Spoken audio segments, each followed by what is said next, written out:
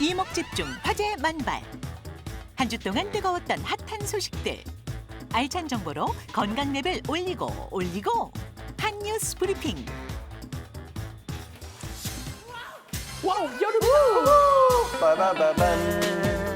야이야이야이야 와우. 예, 본격적인 여름이 시작됐습니다. 여름이면 특히 주의해야 할 질환들이 있고요. 또 그리고 여름에 꼭 알아둬야 할 건강 뉴스. 금주의 핫뉴스 브리핑 시작합니다. 자, 예년보다 이른 무더위와 장마 때문에 땡땡 환자가 늘었다. 과연 무엇일까요? 바로 알려드리죠. 급성장염입니다. 자, 예년보다 빨라진 더위와 장마로 인해서 음식물이 쉽게 상해 세균성 장염과 식중독 환자들이 속출하고 있는데요. 건강보험 심사평가원 통계를 보면 지난 2022년 장염으로 의료기관을 찾은 환자가 6월과 7월에 집중됐다고 합니다. 최근 남원에서는 초중 고교 등 15곳에서 학생 등 식중독 의심 환자 200여 명이 발생해 방역당국이 역학조사에 착수하기도 했다고 하네요. 자, 1년 중에 식중독과 장염 환자가 가장 많은 시기니까 여러분 음식 섭취에 특히 주의하시기 바랍니다. 자, 본격적인 휴가철을 맞아서 이제 뭐 산과 바다로 떠나실 분들 많을 텐데 특히 계곡으로 가실 분들 이 정보 유념하시기 바랍니다. 여름 휴가철 땡땡 경보 사망에도 이를 수 있다고 하는데 차도 씨 뭘까요? 사망이요? 아, 저 뭔지 알 것 같아요. 이거 휴가철 물놀이 조심하라는 거죠. 물놀이, 왜? 예. 사고가 많잖아요, 휴가철에. 이재성 아나운서는요. 혹시 뭐 비브리오 폐혈증 같은 식중독 균 경보 아닐까요? 야, 무엇이든 물어보세요. MC답습니다. 하지만 물놀이 사고 물론 식중독균 다 조심하셔야죠. 그런데 정답은 바로 이겁니다. 여름 휴가철 진드기 경보 발령입니다. 의외네요. 예, 올해 5월 경북 포항에서 진드기에 물린 50대 남성이 치료를 받던 중에 숨진 사례가 있었거든요.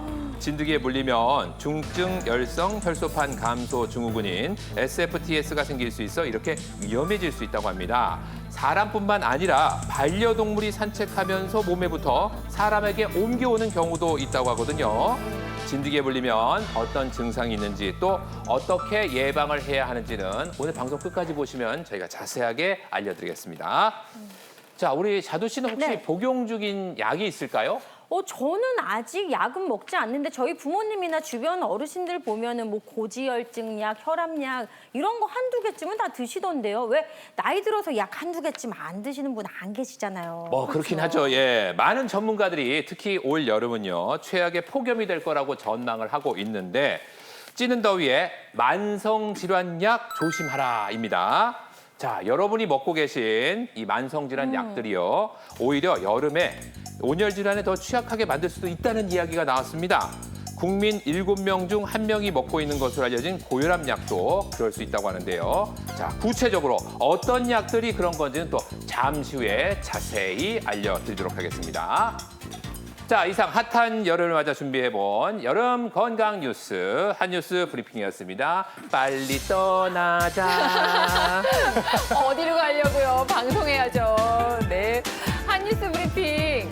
정말 갑자기 더워진 이 계절에 우리가 알아둬야 할 정보로 꽉 차 있었습니다. 하나하나 알아보도록 할게요. 근데 이렇게 갑자기 더워지면 요리할 때 좀 신경 쓰이는 게 생기긴 하거든요. 이 중에 장염 안 걸려본 분이 계실까 싶어요. 어떠세요? 맞아요. 아니 뭐 장염 제 남편이요 그냥 걸어다니는 장염 감별기라고 할 수 있을 어떻게 정도로 예. 이렇게 장염에 굉장히 자주 걸려요. 사실 저도 그렇습니다. 올 여름에도 아마 걱정이 되고 있는데 제가 여름마다 네. 장에 한 번씩 꼭 앓고 가거든요. 그래서 여름에 뭘 먹기가 너무 겁나요. 네. 여름에 이렇게 장염 많이 걸리는 이유가 있을까요? 그렇죠. 여름은 날씨도 따뜻하고 습도도 굉장히 높기 때문에 식중독을 일으키는 균과 바이러스가 굉장히 번식하기 좋은 조건이 됩니다.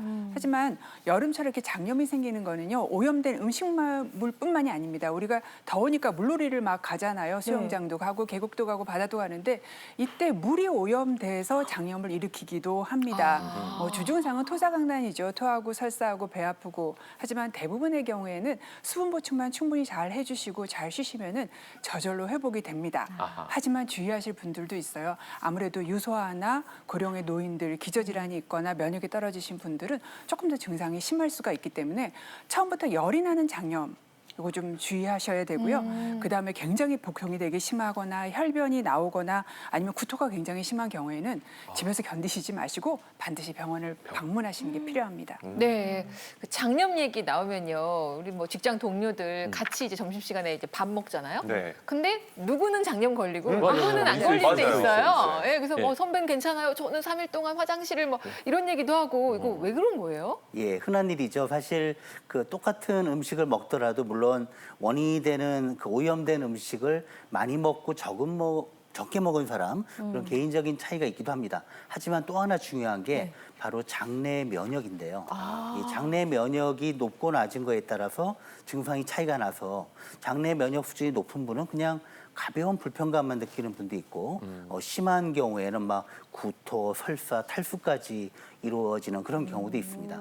그래서 이런 장내 면역하고 관련된 것은 역시 생활 습관이 되겠는데요. 네. 이게 어떻게 건강하게 먹는지 또 식이섬유가 많은 채소나 이런 것을 충분히 먹는지 또 음주, 흡연을 많이 하는지 또 평소에 스트레스를 많이 받는 분들 또 잠을 불규칙하게 자거나 불면증이 있는 분들 또 운동이 부족한 분들의 경우는 장내 면역이 떨어지기 때문에 똑같이 문제되는 음식을 먹더라도 더 심하게 증상을 느끼게 되는 겁니다. 네. 따라서 네. 채소 먹고 고른 영양 섭취하고 잠 푹 자고 규칙적인 운동을 하고 스트레스를 덜 받는 그런 생활 습관을 가진 분들은 장내 면역 수준이 높기 때문에 그런 똑같은 음식을 먹더라도 타격을 덜 받게 됩니다. 네.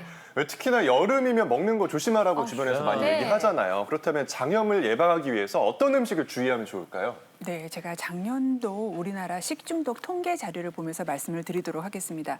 작년 한 해 동안 우리나라 사람들한테 식중독을 가장 많이 킨 원인은요, 바로 살모넬라랑 병원성 대장균이었습니다.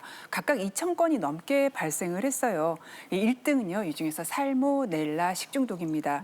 살모넬라 식중독은요, 4분의 3, 그러니까 4케이스 중에 3케이스가 바로 계란에 의해서 발생을 합니다. 네, 이 계란요, 닭의 내장에서 사는 걸 굉장히 좋아합니다. 그런데 이 닭이라는 동물은요, 이 생식기랑 위장관이 서로 이렇게 붙어 있기 때문에 살모넬라가 있는 닭이 알을 낳으면 이 알 껍데기에 살모넬라 균이 묻어져서 나옵니다. 근데 우리 요리를 하다 보면은 이 껍데기를 깨트리잖아요. 그럼 안에 노른자와 흰자에 균이 묻게 되고 주변에 조리 도구에도 균이 오염이 되게 됩니다. 그래서 계란을 조심하셔야 되고요. 2등 원인은 병원성 대장균입니다. 근데 일으키는 많은 원인이 좀 굉장히 의외인데요. 한 반수 정도가 채소에 의해서 생깁니다. 예, 이 채소하면 되게 건강하고 싱싱하고 예, 그렇죠. 그런데 이 채소에 의해서 생기는 원인은 뭐냐면요. 우리 채소는 좀 건강하다고 생각하고 겉에 보이는 오염이 없으면 좀 대충 씻어가지고 요리를 하는 경우가 많고 또 익히지 않고 생으로 샐러드 같은 걸로 드시는 경우가 많아서 이 채소 안에서 식중독을 일으키는 균이 오래 견디면서 살아남을 수 있기 때문에 잘 생기게 됩니다. 네, 의외네요. 계란이랑 채소가 왜 많이 이렇게 먹는 건데요. 조심을 해야 할 식품이라는 게 계란을 잘 삶아내야 살모넬라 균이 없어지겠다. 네, 잘 외워놨다가 여름철 식중독, 살모넬라 조심하시고 네. 계란 잘 삶아내가지고 균 와, 없이 잊을 기억을 수가 해야겠습니다. 없겠네요. 네, 삶아 먹겠습니다. 이것 외에도 우리가 좀 신경 써야 할, 주부니까 신경 쓸 게 좀 많을 것 같아요. 식중독 예방 수칙 같은 게 있을까요? 네, 식중독을 일으키는 바이러스와 세균은 굉장히 많습니다. 하지만 수칙은 아주 간단해요. 제가 자료화면 보면서 하나씩 설명드리겠습니다. 일단은 가장 중요한 거는 음식을 만들기 전, 그다음에 밥 먹기 전 화장실 다녀온 후에는 30초 이상 손을 꼭 씻어주시고요. 흐르는 물에. 그다음에 음식을 잘 익혀 먹는 게 중요한데요. 육류는 75도 이상, 어패류는 85도 이상에서 반드시 1분 이상 익혀 먹어야 됩니다. 그다음에 물은 끓여서 먹고요. 정수기 쓰시는 분은 어떻게 할까요? 그분들은요, 정수기 관리를 깨끗하게 해주셔야 됩니다. 그다음 말씀드릴 거는 칼과 도마입니다. 칼과 도마는요, 용도별로 채소용, 그다음에 뭐 생선용, 육류용 이렇게 구분해서 사용하시는 게 좋고, 식재료는 흐르는 물에 꼭 잘 씻어서 사용하시고 조리기구는 소독을 하셔야 됩니다. 그다음 중요한 게 음식물은 반드시 냉장고 안에 보관하시는 게 좋은데요. 이 문을 자꾸 열었다 닫았다 하고 뜨거운 국 같은 거 안에 집어넣으면 냉장고 온도가 굉장히 갑자기 올라갑니다. 올라가죠. 네. 그래서 손상이 될 수 있기 때문에 음식물이 냉장고는 5도, 냉동고는 마이너스 18도의 온도를 잘 유지시켜주는 게 필요합니다. 네, 두 번째 뉴스로 넘어가 보도록 하겠습니다. 진드기에 관한 내용이었어요. 저는 모기인가 생각했는데 아니 벌써 진드기에 물려서 사망했다는 뉴스가 나왔다니 깜짝 놀랐습니다, 강 교수님. 네, 지금 저 왼쪽에 보이는 게 그 진드기, 참 진드기거든요. 네. 그래서 우리나라가 기후가 늦봄부터 해서 좀 지금까지 많이 더웠기 때문에 질병관리청에서 조사한 바에 따르면은 이 진드기가 훨씬 더 많아졌다는 거죠. 그래서 참 진드기 지수라고 얘기를 하는데 이게 38로 예년보다도 30%가 넘게 증가했다고 하는 겁니다. 그래서 물리기가 더 쉽기 때문에 금년에는 참 진드기에 물리지 않도록 조심해야 되는데요.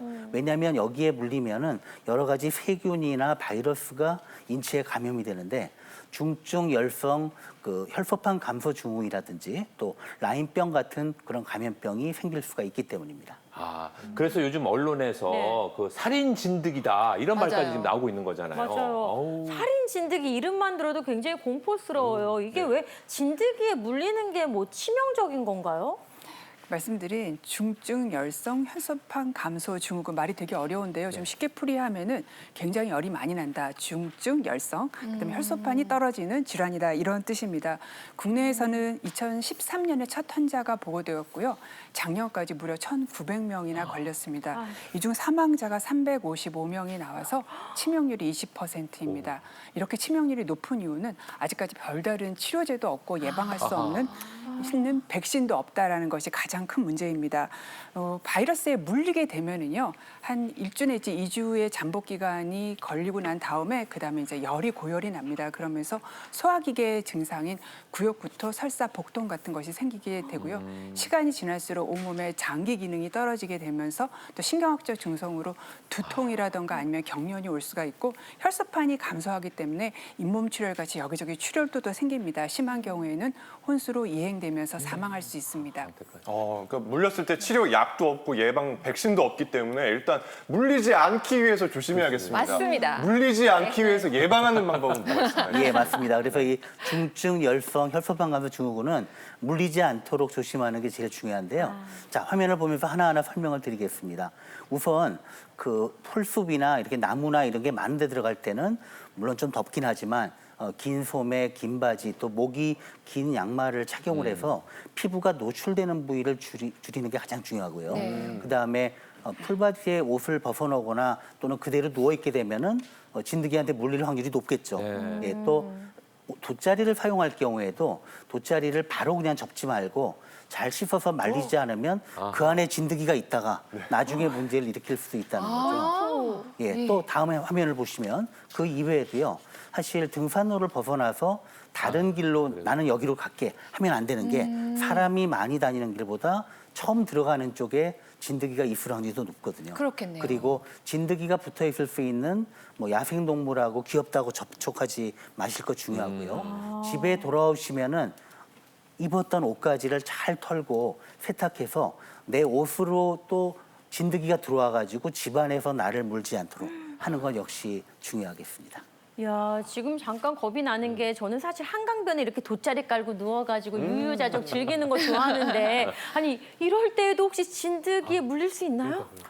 물론 다행히 아직 우리나라에서 이 참 진드기에 의한 이 감염이 서울 지역에서 있었다는 보고는 없긴 해요. 그래서 확률은 매우 적긴 합니다만 그래도 언제든지 가능은 하기 때문에 주의하는 게 좋겠고요. 나하고 내 몸뿐만 아니라 요즘은 산책할 때 그 반려동물하고 같이 많이 가잖아요. 그쵸. 그럼 이제 반려동물의 털에도 진드기가 없는지도 잘 보는 것이 중요하겠습니다. 네. 저희 이제 부모님이 산 다니는 걸 좋아하셔가지고 늘 산 다녀오시면 이렇게 엄마가 확인하셨어요. 옷 다 벗은 다음에 혹시 진드기 묻어오지 않았나 앞뒤로. 네. 실제로 이렇게 묻어서 와가지고 이렇게 비닐봉지에 채집해가지고 보건소에 갖다 드린 적도 있고. 네, 진드기는 늘 주의를 하셔야 할 것 같습니다. 네, 다음 뉴스도 또 굉장히 중요한 뉴스였어요. 올여름 덥다고 하는데 이렇게 더워질 때 고혈압 약을 드시는 분들 조심해야 한다는 뉴스였잖아요. 그렇습니다. 약에 든 성분 때문일까요? 왜 그럴까요? 네, 그렇습니다. 이제 고혈압 약이 혈압을 떨어뜨리는 기전은 여러 가지가 있습니다. 첫 번째로 많이 아시는 게 이제 이뇨제 쓴다는 거 아시잖아요. 말 그대로 혈액에 혈액의 일부를 소변으로 이뇨시켜버리는 약이기 때문에 혈액 안에 수분량이 줄어들어서 탈수가 생길 수 있고요. 제일 많이 쓰는 약 중에 하나가 칼슘 채널 차단제인데 얘는 혈관을 확장합니다. 그런데 또 반대로 체온 조절을 좀 어렵게 해서 고온에 노출되면은 문제가 생기게 할 네. 수가 있습니다. 또 많이 쓰는 약제가 AC 저해제, 억제제라고 하는데요.